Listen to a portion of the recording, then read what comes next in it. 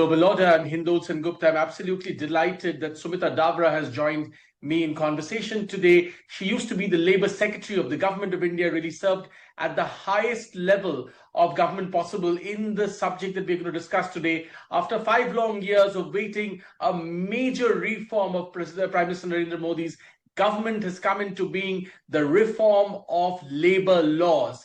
This is a dramatic, astounding development that has the potential to transform the way India's economy works, not only for India, but for the rest of the world. And to explain all of this, the best possible person is Sumita Dawra, the former Labour Secretary of the Government of India. Ms. Dawra, welcome. Thank you. I want to begin by asking you to give us a broader context of this reform and why it was so urgent, why the Prime Minister always said he would get this done, and finally it is done, why this matters not only to India, but also to people around the world. Thank you very much, Hindol, for having me on the show. You see, we are all aware that India is the fastest growing major economy in the world. And in 2025, we became the 4th largest economy and on our way to being 3rd largest. We have aspirational goals. In this context, where the global scenario is competitive and also there's a lot of geopolitical change, how does India become more updated, more contemporary with respect to the labor laws is a very important aspect. And that is where the labor codes is a very big reform and has been called the mother of all reforms by a well-known economist. And I would very much support that. It's a big bang reform to align the multiple labor laws into the country with the economic scenario, which is before us, which is very competitive, where we need to attract more investments. We need to improve the labor productivity and align ourselves with global standards. In that context, the codification of the 29 labor laws into 4 labor codes is a very important intervention by Government of India. Talk to me a little bit about the objective of this vital sort of crunching of 29 to 4 labor codes. How will it simplify the process of business, the process of engaging, labor in India that will enable and hasten the process of productivity in India? Right. You see, the labor codes have 2 important aspects, like I have spoken. One is the labor welfare, the labor productivity related, the timely payment of wages, minimum wages, and related aspects of social security, which will make the labor force more productive, which in any case is very useful for making industry competitive. Then there's the other aspect. What is there in it directly for industry? You see, the ease of doing business is a very important objective of the introduction of the labor codes. Codifying multiple laws, many of them predating our independence, many of them not having been updated in years, in decades.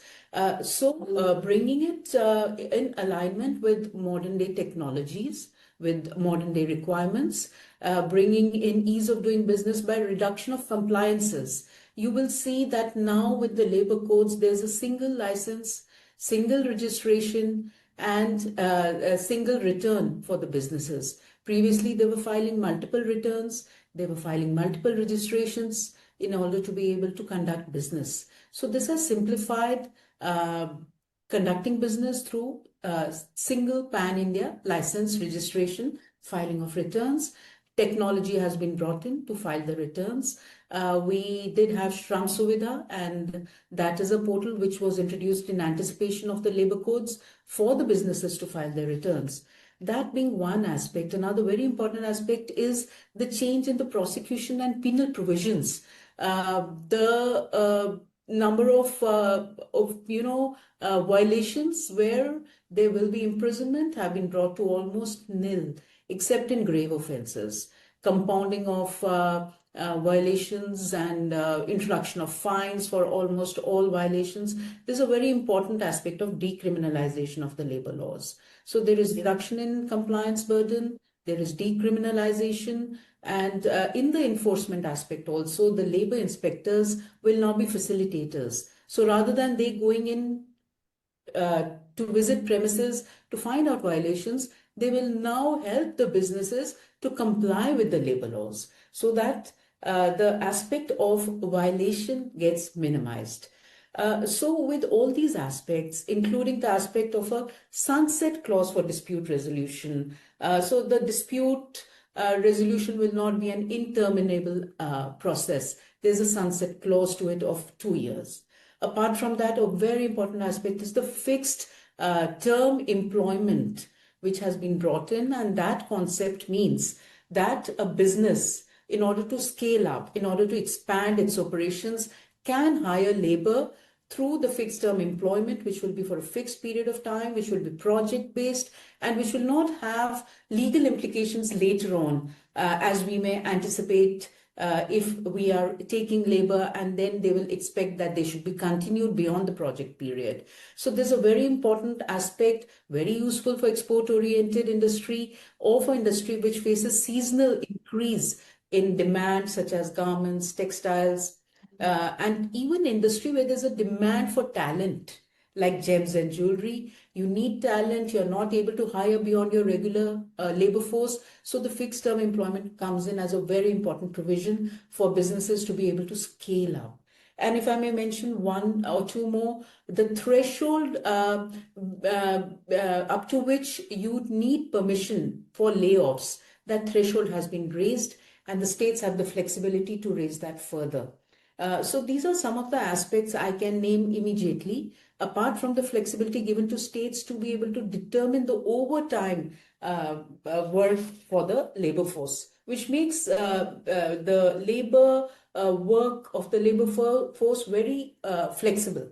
So very quickly, I wanted to place all these main aspects on the table.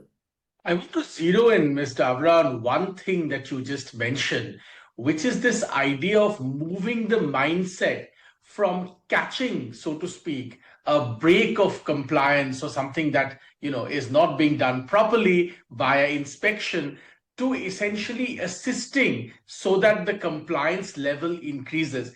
This is also a vital mindset shift. And many people, including my friend Manish Sabarwal and others, have been talking for years about this mindset shift.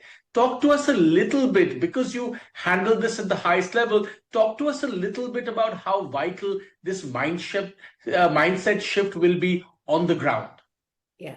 See, as you saw, the Honorable Prime Minister was, a tweet on the X platform. This is one of the most comprehensive, progressive reforms since independence. And we are moving away from compliance burden, from red tapeism, from the Inspector Raj to an ecosystem where the labor welfare, labor productivity will move the economy, and also the ease of doing business will attract more investments and bring in the supply chains. So in this environment, with these aspirations, the inspectors have been trained, and we've been doing that training, from what I'm aware, since quite some time. We've been sensitizing the official machinery that you have to be facilitators.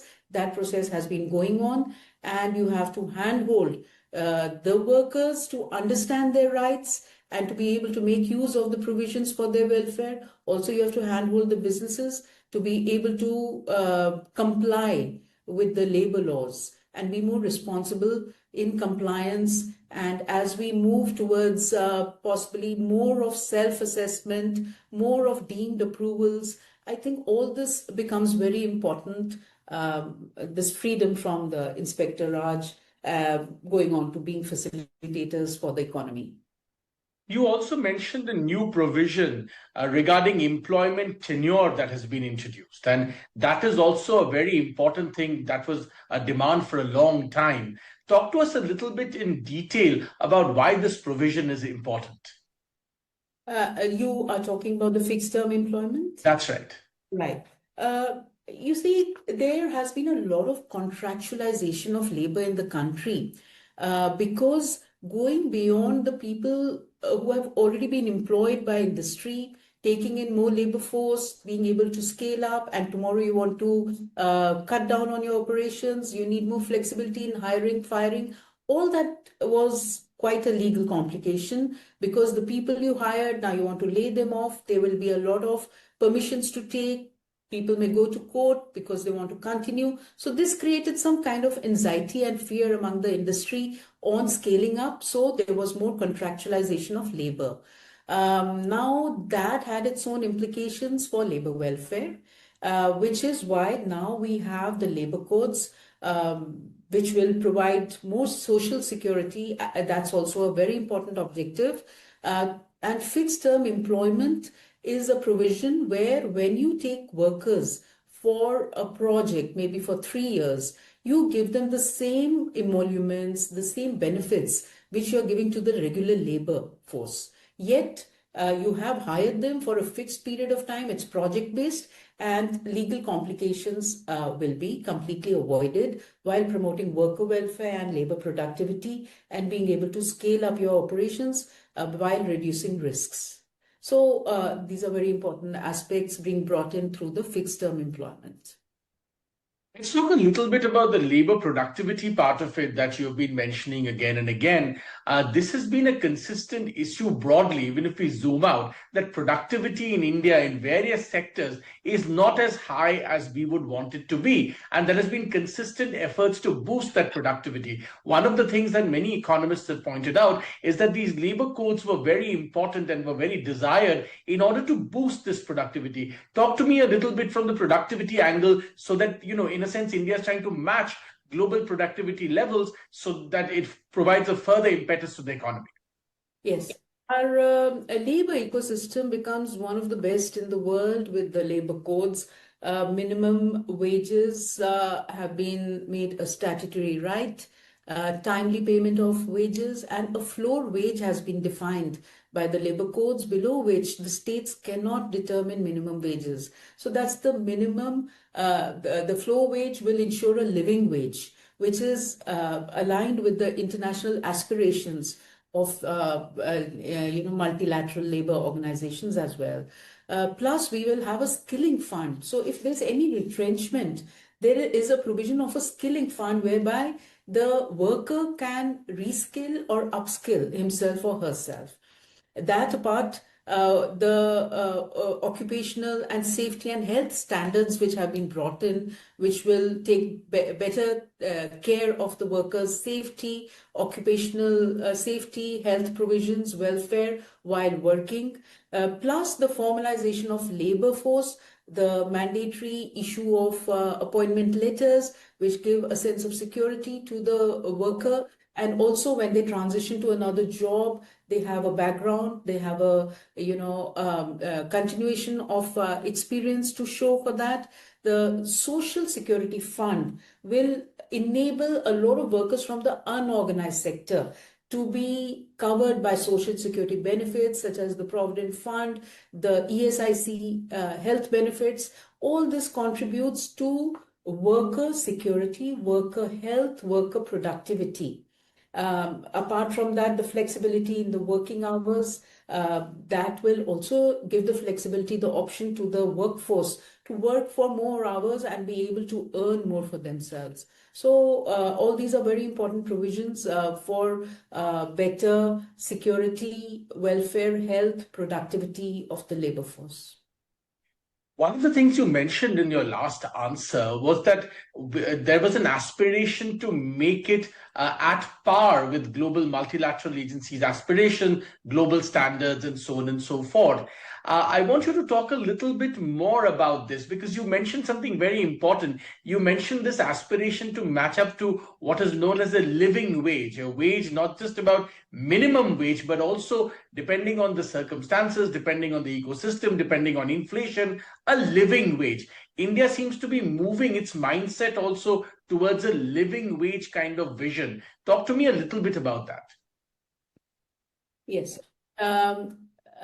See, with the introduction of the labor codes, we've definitely aligned with the international standards for labor welfare, social security.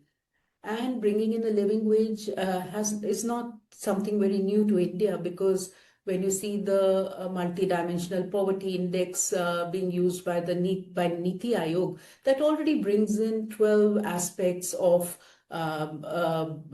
nutrition, education, access to electricity, housing, a decent living standard for the workers. Now, when we talk about labor codes and we see two aspects, let's say the minimum wage is becoming a statutory right for all employments and not just the scheduled employment, number one. Number two, the floor wage being brought in, keeping in mind the skill levels of the laborers and also the region in which they are working. These combine to ensure that every worker in the country gets a minimum wage which is not below the floor wage, and the floor wage defines a living standard, a minimum living standard for the workers. So that will take care of many aspects which the multidimensional poverty index is already taking care. The education aspect of the children, the nutrition aspect of the family, decent housing, electricity, so on and so forth. So that is very aspirational, and with my experience in interactions in the International Labour Organization as well, I see that this is very aspirational for all the countries in the world to be able to ensure a living wage for their workers. And how to define living wages, I think there India has already set a model, not just with the multidimensional poverty index, but now with the floor wages and the labor codes making minimum wages a statutory right. So in that sense, we have not just complied with international standards for labor welfare, we are also being very progressive and aspirational there. You also, before you became Labour Secretary, spent time in DPIIT and looked at India's foreign direct investment. You understand our need to push greater exports. A lot of people have commented, Ms. Dawra, on how these labour codes, the simplification of these labour codes, would also enable us to build a more export-oriented economy, push exports even further, especially merchandise export, and also enable in many ways build investor confidence for greater FDI flow. Talk to me a little bit about this connection. Yeah. See, in today's environment, India is attracting supply chains and also working on integrating with the value chains in the world. And you are aware about the production-linked incentive and how many sectors are doing very well and on their way to becoming global champions in manufacturing and exports. Now, we have to be clear about a couple of aspects when it comes to competitiveness of the manufacturing and services industry. One is the industry agrees that India today is competitive on the labor aspect, especially with the labor codes also coming in and bringing about international compliance to social security aspects and so on and so forth. Yet our wages remain competitive. When we compare ourselves with countries like Vietnam, Cambodia, Laos, our wage rates are very competitive. Our working hours now, with the flexibility brought in, the cap for overtime work, the overtime work regulation cap can be adjusted and made comparable to the most competitive countries who we are competing with. So the working hours aspect, the flexibility brought in is another aspect which makes us more competitive, more attractive for foreign investments, domestic investments. This aside, the mechanisms for dispute resolution, and I said the sunset clause has been brought in. So there is a sunset clause and there are mechanisms to make adjudication simpler and time-bound.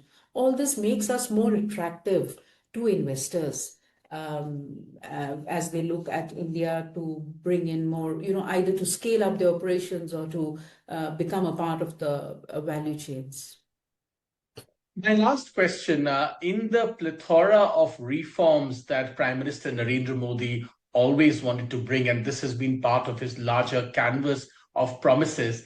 Reforming labor was one of the fundamental ones, especially because of his experience as Chief Minister of Gujarat, where, of course, he was able to really boost the economy and so on and so forth. Talk to me finally about how this, now that this is done, what impact do you think this will have on the Indian economy going forward in the next 24 to 36 months and further? I see the labor reforms as a game changer for the economy. And that is in the context of all I have said earlier.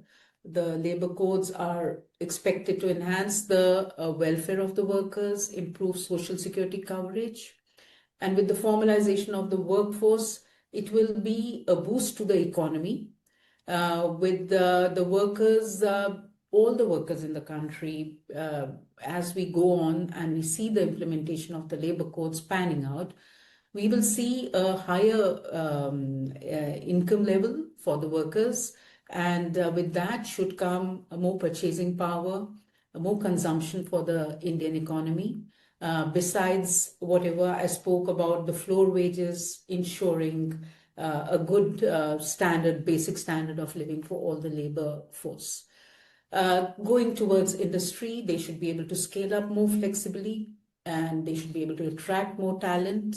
They should be able to be more competitive with more productive labor force, and a relief from the Inspector Raj, relief from the cumbersome compliance,